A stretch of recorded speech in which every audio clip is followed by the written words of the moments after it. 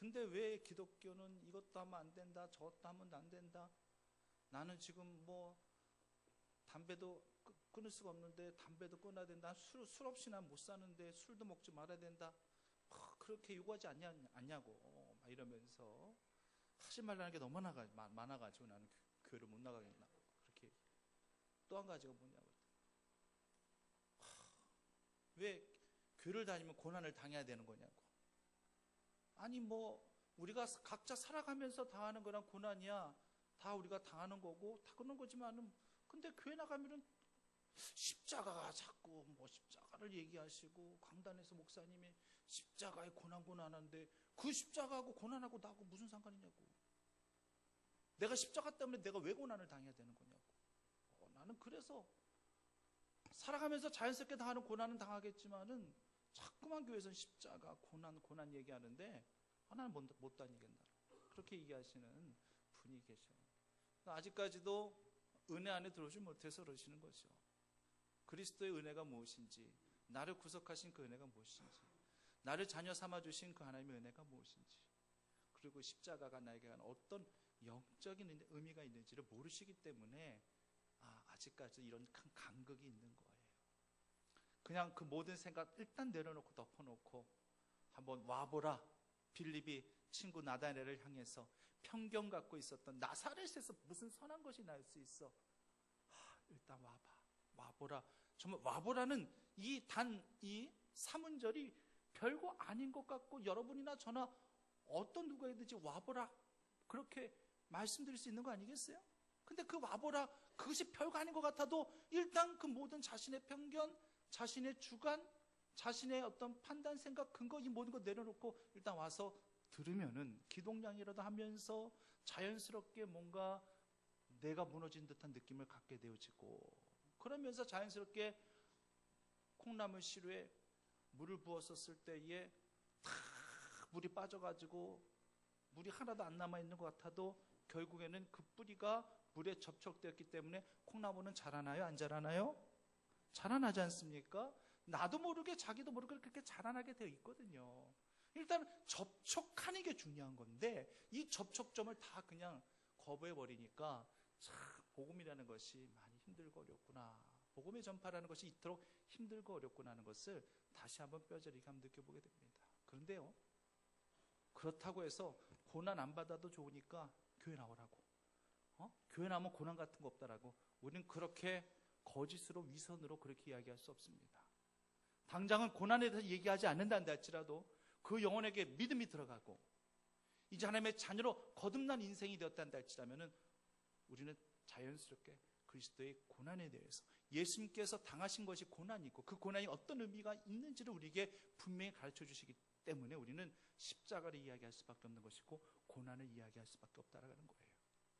그렇기 때문에 오늘 사도 바울이 다시 한번 고백하죠. 십자가의 도가 멸망받는 자들에게는 미련한 것이오니와 구원을 얻는 우리들에게는 하나님의 능력이 되는 줄 믿으시기를 바랍니다. 그러니까 우리에게는 십자가가 미련한 거예요? 하나님의 능력이에요? 정말 그래요? 십자가가 하나님의 능력입니다. 우리들에게도 큰 능력입니다. 근데 십자가 하면은 여러분들 먼저 뭘 떠올리게 되죠? 어쩔 수 없어요. 고난을 먼저 떠올리게 됩니다. 고난을 떠올리고 나중에야 이제 가면 승리, 환희, 나중에는 부활까지 이렇게 떠올려지게 되는 영광스러운 것이겠지만 어쩔 수 없이 처음에는 고난이에요. 믿음의 선진들 한번 보십시오. 고난 없이 하나님께서 그냥 저절로 알아서 높여 존귀케 여겨주신 믿음의 선진들은 한 명도 없어요. 보세요. 아브라함에게 있어서 고난 없었습니까? 이삭, 야곱, 요셉은 말할 것도 없고요. 고난의 절정, 고난의 극치, 그 모든 것들을 감당한 사람은 바로 요셉이었었고요. 다윗도 그렇고요.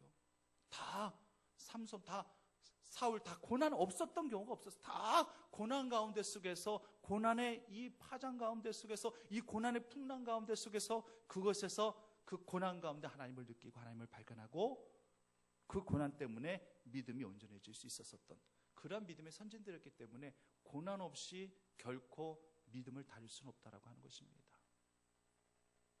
요셉을 보더라도요, 요셉이 나중에 정말 애굽의 총리 대신이라는 이런 지위를 얻었다, 이런 권세를 얻었다, 그러면은요, 자기를 모욕했었던, 자기에게 피해를 입혔었던 형들부터 시작해가지고 그 보디발 장군의 아내까지 다 불러 갖다 앉혀놓고 그때 죄를 물을 수도 있어요. 형들 무릎 꿇어 앉혔었죠?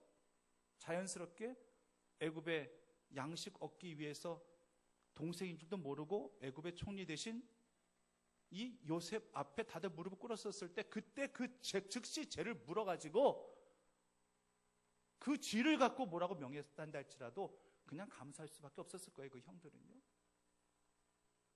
그리고 그 보디발 장군의 아내, 지금으로 말하면 미투 운동 하다시피, 그때도 미투 운동 딱 하면은 일로 와봐, 보디발 장군 아내, 나를 뭐하매?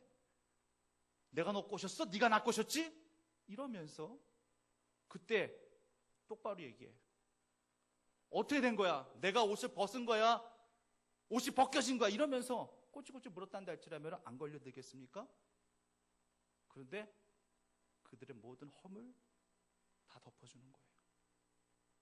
진정한 사랑은 남의 허물을 덮어주는 것입니다. 실제로 이런 일도 있었어요.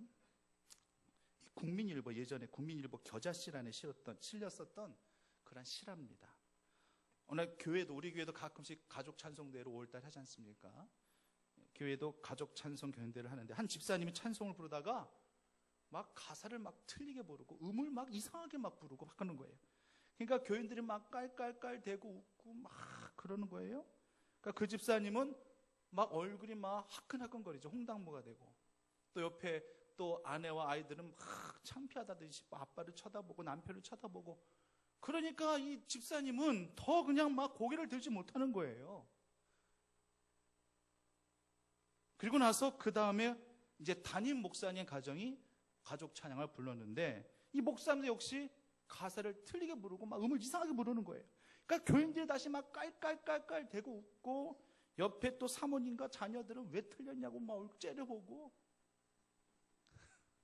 애들은 거짓말 못 하잖아요. 막 째려보고 아빠 이러면서 창피해. 애들 또 사춘기 시절에 또 아이들은요 충분히 그럴 수 있잖아요. 그리고 이제 시간이 오래 흘렀습니다. 그리고 이제 그 목사님이 이제 돌아가셨어요. 하나님의 부름을 받고 돌아가셨는데, 장례를 마치고 이제 장로님들이 목사님의 유품을 정리하다가 한 일기장을 발견했어요. 그때 일기를 쭉 읽는데 이런 내용이 있었답니다. 가족 찬송 경연대가 있었다. 김집사가 찬송을 부르다 틀려서 교인들이 다 웃었는데 김집사가 너무 무안해하더라. 분위기가 이상해지는 것 같아. 다음 차례로 우리 가족이 찬송을 부를 때 나도 일부러 틀려주었다. 다시 교인들은 깔깔대고 웃었다. 그때 슬쩍 김집사를 보니 목사님도 가사도 틀리고 음정도 틀릴 수 있는 거구나 생각하면서 안도하는 것 같았다. 오늘도 작은 일로 한 영혼에 위로를 줄 수 있어서 기쁜 하루였다. 저도 이제 가족 찬송대 하면 틀리려고요. 세상에서 제일 아름다운 마음, 그리스도의 사랑이라는 것은 남의 허물을 가려주려고, 또 남의 허물을 내 허물이냐 받아주려고 하는 그런 마음. 그래서 잠언 17장 9절 말씀에는요, 허물을 덮어주는 자는 사랑을 구하는 자요, 그것을 거듭 말하는 자는 친한 벗을 이간하는 자니라 라는 그런 말씀을 주고 계십니다. 인생을 살다 보면은 수없이 크고 작은 그런 실수들이 드러나요. 인생 살다 보면은요, 나도 알지 못했었던 나의 허물들이 또 드러나게 되어질 수도 있습니다. 근데요, 그 같은 실수 속에서도, 그 같은 허물 속에서도요, 우리가 기억할 것은요, 그 같은 실수 허물 속에도 하나님의 계획이 있을 수 있다는 얘기예요. 무슨 말이냐? 우리가 온전한 것으로만, 우리가 전혀 실수도 하지 아니하고 그냥 바르고 강직하고 고든 거, 이것으로만 하나님의 뜻과 섭리와 계획이 있는 것이 아니라 나의 실수와 나의 허물 가운데 속에서도, 내 부끄러움 가운데 속에서도 하나님께서 아름답게 그 모든 것들을 만들어 가시는 주의 섭리와 계획이 담겨져 있을 수 있다는 사실을 기억하시기를 간절히 바랍니다. 그렇단다 할지라면은 남의 실수, 남의 허물, 우리가 지적하며 손가락질할 것이 아니라 그 모든 것들을 사랑으로 포용할 수 있는 넉넉한 그리스도의 마음, 주의 마음이 우리 안에 생겨나게 되는 것입니다. 이번 한 주간은 고난주간이죠. 죄 없으신 예수님께서 십자가에서 못 박혀 죽으신 그 의미를 묵상하며 주를 한 번 더 깊이 생각해 볼 수 있는 의미 있는 이 고난주간, 그 십자가가 무엇이었기에, 그 십자가에서 왜 주님께서는 그런 아픔과 고난을 당하시면서 그렇게 돌아가셔야만 했는가? 왜 예수님께서 그 십자가를 짊어지신 채에 왜 그렇게 수많은 사람들로 말미암아 그런 멸시와 조롱을 당하셔야만 됐었을까?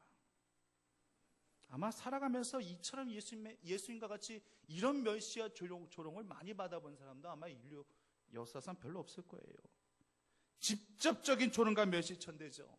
요즘에는 SNS를 통해서 그걸 통해서 우죽순격으로 그냥 사람을 난도질하죠. 멸시하고 조롱하고. 그런데 예수님은 직접적인 거였습니다.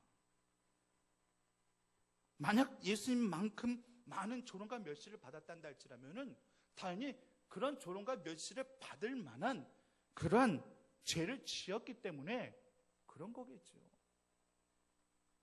이완용이란다 할지라면은 역사 속에 계속 그 이름이 언급되어져요. 그렇기 때문에 우리의 후손들도 역사 쪽에서 언급되어 있기 때문에 이완용 하면은 얼굴은 보지 못했단다 할지라도 우리나라를 일본에 팔아먹은 사람, 이런 식으로 다 알고 있기 때문에 아마 후대까지 그런 멸시천대를, 조롱을 계속 당할 거예요. 오죽했었으면은 예전에도 말씀드린 것 같지만은 그 후손이 정정당당하게 국가고시에 합격해서 이제 나라 공무원으로 이제 일을 하려고 했었을 때 그 사실을 또 어떻게 알았는지 국가유공자들이 들고 일어났어요. 우리나라를 팔아먹은 그런 자의 후손에게 어찌 국가의 녹을 먹게 할 수 있겠느냐? 도저히 안 된다 으쌰으쌰 해가지고 결국에는 정정당당하게 시험에 합격했음에도 불구하고 못 들어갔어요. 그게 현실이에요. 그 후대까지 그런 조롱과 멸시를 당하게끔, 그게 바로 현실이라는 얘기입니다. 예수님은 그런 거 아니었잖아요. 그럼 무슨 죄가 있었습니까? 그냥 모진 고문과 멸시와 조롱을 당하신 거예요. 흔히 고난장으로 알려져 있는 이사야서 53장 말씀 보면은요, 3절 말씀에 보면은 이런 표현이 있죠. 마치 사람들에게 얼굴을 가리우고 보지 않음을 받는 자 같아서 멸시를 당했다. 야, 이건 보십시오. 보지 않음을 받는 것 같다. 얼굴을 가리우고 보지 않음을 받는 것 같았다. 이런 표현이 있는데, 이것은요, 이때 당시 이 나병 환자들, 이 한센스 환자들, 이 나병 환자들에게 적합한 표현인 겁니다. 그러니까 유대인들은 나병 환자가 나타나면 저마다 얼굴을 가리웠어요. 안 보는 거죠. 상종조차 하지도 말아야 될 것이고 쳐다보지도 말아야 될 것이고, 다시 말하면 예수님께서는 이런 병자 취급을 받았다는 얘기예요. 뭘 그렇게 잘못하셨길래, 뭘 그렇게 큰 죄를 지으셨기에 이런 조롱과 멸시를 예수님께서 다 감당하셔야만 됐을까요?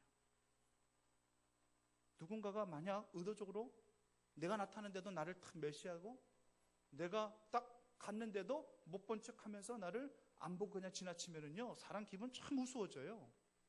기분 묘해집니다. 묘해진 것뿐만 아니라 막 가서 따져 묻고 싶을 때도 있잖아요. 왜 나를 피하시죠? 왜 나를 피하세요? 왜 나를 의도적으로 이렇게 피하시죠? 이렇게 돼버리잖아요. 지금 예수님은 그런 상황이에요. 조롱과 멸시를 모두 감당하신 거예요. 누구 하나 붙들고 붙잡고 왜 그러시냐고, 왜 나한테 이러는 거냐고 따져 묻지도 않았습니다. 나 때문에, 우리 때문에 그 같은 조롱, 그 같은 모욕, 그 같은 멸시를 받으면서까지 십자가를 내가 짊어지고 나아가는 그 길이 순전해야 되기에 예수님께서 그 모든 것들을 다 감당하셨던 것을 보게 됩니다. 그런데 저는 이 말씀을요, 지금 우리 삶 가운데 그대로 적용해 보고 싶습니다. 우리 같았으면은, 지금 우리 생각이라면은, 나는 지금 예수님 조롱하지 않으니까요, 나는 지금 예수님 멸시하지 아니하니까요, 이런 식으로 얘기할 수 있겠죠? 예수님에게 멸시해주고 있는 대상이 비단 로마 군병뿐이었는지, 한편의 강도뿐이었는지, 예수님 십자가에 못 박으라고 외치는 성난 이스라엘 백성들 뿐이었는지, 이들뿐이었지 지금 현재 나는 예수님을 조롱하고 멸시하고 있지는 않는지 한번 생각해 보자는 얘기입니다. 입으로 예수님을 욕하고 비방하고 저주해야만 이것이 바로 예수님을 조롱하시고 예수님을 멸시하는 것이다 한다 할지라면은 우리는 평생 가도 아마 죽는 날까지 예수님을 조롱하거나 멸시하는 일은 없겠죠. 우리가 어찌 예수님을 조롱하고 멸시하겠어요? 우리 입으로? 어찌 그러겠어요? 그런 규정을 둔다면요, 우리는 죽는 날까지 이런 일은 없을 거예요. 하지만 우리가 꼭 기억해야 될 것이 있습니다. 예수님의 이 십자가 구속의 은혜를 받고 사랑하면서도 그 은혜를 망각하며 살아가는 것 자체가 예수님을 조롱하는 거예요. 그게 바로 예수님을 기만하는 일이에요. 예를 들어서 어떤 사람이 암 말기라는 불치병에 걸려서 죽을 목숨이었어요. 그런데 본인의 기도도 기도지만은 온 교회와 성도들이 막 합심해서 그 영혼을 위해서 내 아픔처럼 내 고난처럼 내 질병처럼 그런 간절한 마음으로 그렇게 합심해서 중보 기도해 줬더니만 하나님께서 살려주셨거든요. 그때는요 전적인 하나님의 은혜라고 그렇게 고백을 합니다. 열심히 신앙생활을 합니다. 하지만 시간이 자꾸 지나가니까 무뎌져요. 어느새 드는 생각이 아유 의술로 고친 거 아니야? 뭔가 의학이 좋았어. 의술로 고친 거지. 그래서 하는 거지. 그렇게 이 사람이 고백을 하게 됐단다 했죠. 그 사람은 지금 예수님을 조롱하고 있는 거죠. 직접적으로 예수님을 조롱하고 멸시하는 것이 아니라 내게 받은 바 은혜를 망각해 버리는 것 자체가 예수님을 조롱하고 멸시하는 일이다. 이런 상황이란다 할지라면은 우리도 언제든지 예수님을 조롱하는 자의 편에 설 수 있고 예수님을 멸시하는 자의 편에 설 수 있다는 사실을 우리는 두려운 마음으로 무거운 마음으로 이 말씀을 받드실 수 있어야 될 것입니다. 내가 복음의 빚진 자 되어 그 갚을 수 없는 은혜, 그 은혜를 받고 살아가는 내가 만약 사람들에게 예수의 옛자도 꺼내보지도 않고 전도도 해보려 하지도 않고 죄악의 풍랑에 빠져드는 그런 영혼들을 그냥 눈으로만 바라보기만 하고 손 한번 내밀지 않고 그저 수수방관했단다 할지라면 역시 이것도 필히 예수님을 조롱하고 멸시하는 일이에요. 그렇단다 할지라면은 아마 지금 이 시간도 저나 여러분들 모두가 죄인된 모습으로 두렵고 떨리는 마음으로 십자가 앞에 설 수밖에 없을 것입니다. 아무것도 하려 하지 않는 것. 주님의 은혜가 바로 여기 있는데 주님의 은혜를 받아 누리고 살아가는 우리들이 주님을 위해서 아무것도 하려 하지 않는 것. 남을 향해서 예수의 옛자도 꺼내지도 아니하고 그리스도의 향기마저도 오히려 다 막아버리고 세상 향기만 진동시키려는 그러한 내 모습이었단다 할지라면은 십자가 주님 앞에 오늘 간절한 회개 역사가 나타나게 되어지기만을 간절히 원합니다. 예수님을 조롱하고 멸시한 사람들의 그 대열 가운데, 그 반열 가운데 지금 내가 서고 있으면서도 난 아니야. 난 조롱한 적 없어. 내가 감히 어떻게 예수님을 조롱하고 예수님을 멸시해. 그렇게 생각하며 삶을 살아왔었던 내 자신의 모습은 아니었는지. 가슴 아프게도 오늘 내가 십자가 예수님을 못 받고 있습니다. 우리의 정과 소욕과 욕심을 십자가에 못 박아야 된다라고 주님께서 사도 바울을 통해서 말씀해 주셨구만. 아니요. 내가 지금 주님을 못 받고 있는 거예요.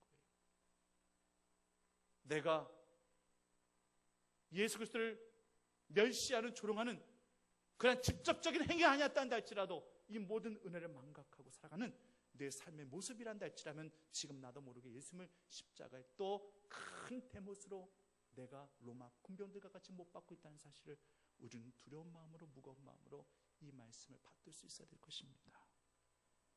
사랑하는 주님, 주님 앞에 우리가 무엇을 고백해야 될까요? 내가 죄인임을 고백하는 겁니다. 이 고난 주간에 조롱당하시고 멸시당하신 주님을 위해서 내가 무엇을 할 것인지 새로운 결단이 있으시기를 간절히 바랍니다. 예수님께서는요, 할 말 많으셨어요. 왜 할 말이 없으셨겠어요? 그런데 침묵하십니다. 말을 아끼십니다.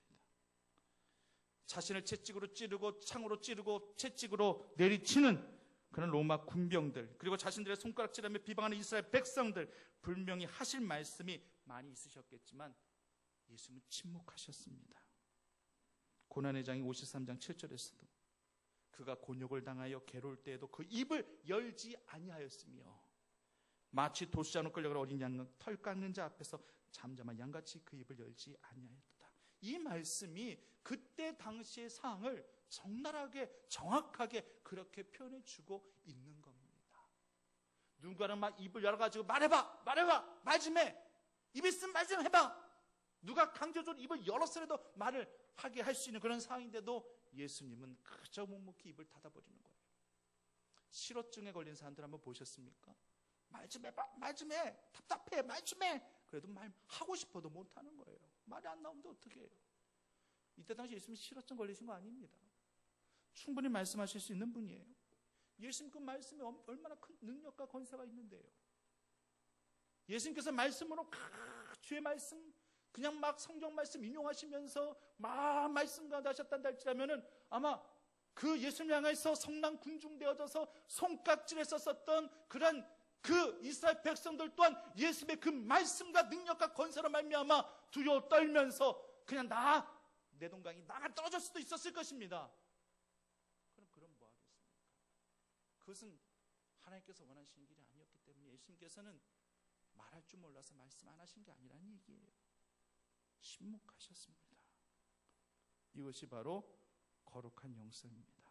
거룩한 영성은 무엇이냐? 힘도 있고 말할 능력도 있지만 침묵하는 것. 이것이 거룩한 영성인 줄 믿으시기를 바랍니다. 그런데 예수님은 절대 복음 앞에서는 침묵하지 않으시죠. 절대 침묵하지 않으시죠. 예수님 보십시오. 세례요한 보십시오. 사도 바울 보십시오. 목숨 걸고서라도 복음을 증거해야 되는 그런 곳에서는 현장에서는 절대 침묵하지 않으시죠. 소리내어 울부짖듯이 그렇게 외치시는 그런 주님의 모습, 사도의 모습을 우리가 보게 되는 것입니다. 그러나 자신이 감당해야 되는 그런 사명의 부분에 있어서는 침묵하십니다. 그 사명 때문에 애매한 고난과 핍박을 당한다 할지라도 핑계를 댄다거나 목소리를 전혀 높이지도 않습니다. 그리고 모든 것들이 내 뜻대로 마옵시고 아버지의 뜻대로 하옵소서, 이렇게 하나님 앞에 고백하실 따름인 것입니다. 겟세마네 동산에서 기도를 마치고 내려오셨을 때 밑에는 벌써 예수님을 잡으려고 마치 사람들이 강도 잡듯이 강도 잡으려고 막 숨어가지고 막 은폐하듯이 몽치를 갖고 노끈을 갖고 칼을 갖고 그렇게 기다리고 있었습니다. 그때 예수님께서는 순순히 잡히셨지 이런 식으로 막 반항하시면서 왜 이러느냐, 내가 무슨 잘못했길래 너희가 어떻게 하라고 이러느냐 하면 이런 방구에 한 변도 하지 않았어요. 그냥 다 순순히 이미 계획되어지고 조작된 그 가야바 법정으로 예수님을 끌고 가는 거예요. 재판받기 위해서 예수님을 끌고 가셨단다 할지라도 거기서도 예수님께서 침묵하십니다. 원래 법정에서는 잘 침묵 안 해요. 왜냐하면 법정에서는 자신의 그 나름대로 정당성을 입증하기 위해서 분명히 어떤 방법으로든 설득합니다. 호소합니다.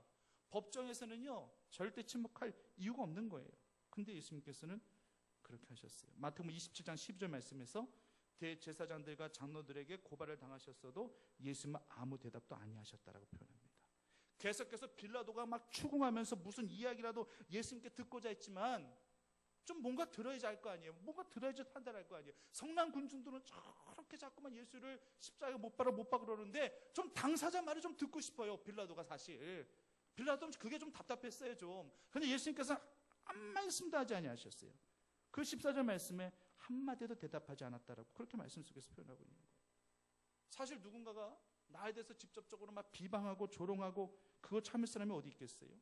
만약 그 조롱과 비방이 전혀 근거 없는 사실로 인하는 것이란다 할지라면은 더더욱 아마 참을 사람 없을걸요? 누가 참아요? 못 참죠. 따져 물을 것이고 또 꼬치꼬치 또 잘못을 인정하게 할 것이고, 그런데 예수님은 말이 없으세요. 그리고 예수님께서 그저 하나님 앞에 기도만 올려드릴 뿐입니다. 어떤 기도를 올려드리죠? 저들은 저들의 죄를 알지 못하나이다. 저들의 죄를 용서하여 주시옵소서. 성도님들, 우리는 분명히 분별할 수 있어야 됩니다. 어떨 때는요, 하나님만을 상대해야 될 때가 있어요.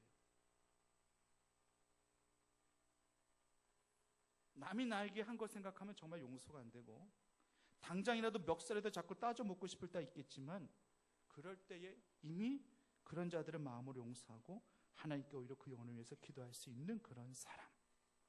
하나님 지금도 이 시대에 이런 사람을 찾고 계십니다. 예수님이 그러셨던 것과 마찬가지로. 힘든 일이에요. 쉽지 않은 일이에요.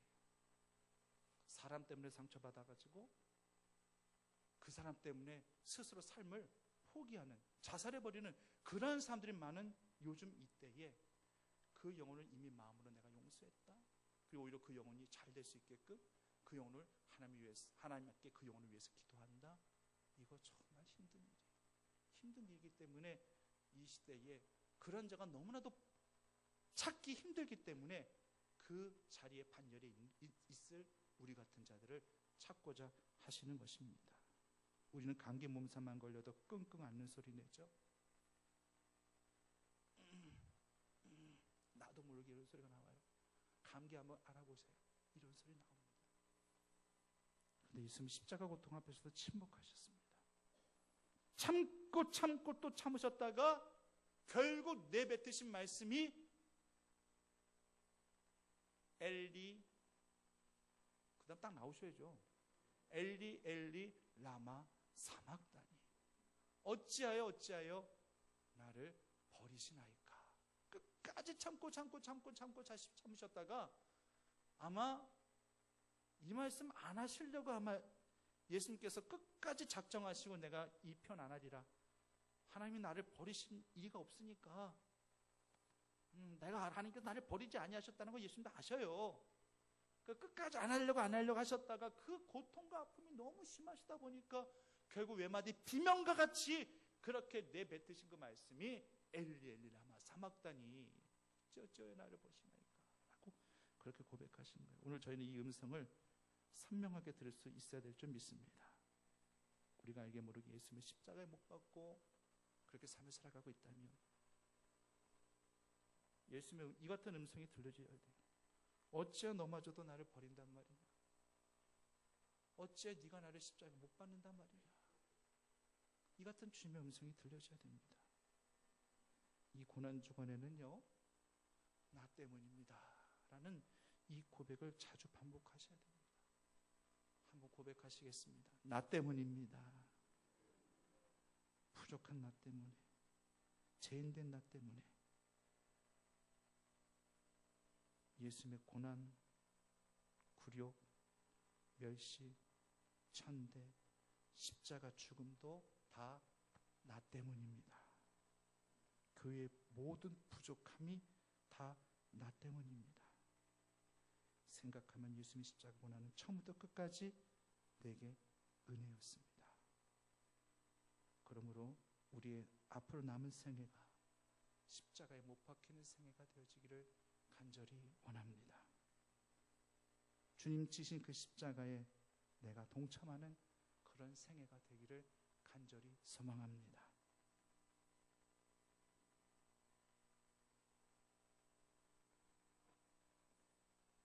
주님 나를 위하여 몸버렸건만 나는 주를 위하여 무엇을 드리나. 그 찬송도 있죠. 너 무엇 하느냐. 그 앞에 건 갑자기 기억이 안 나네요. 날 위해 죽으셨건만 넌 무엇 하느냐. 아시죠? 잘 모르시겠어요?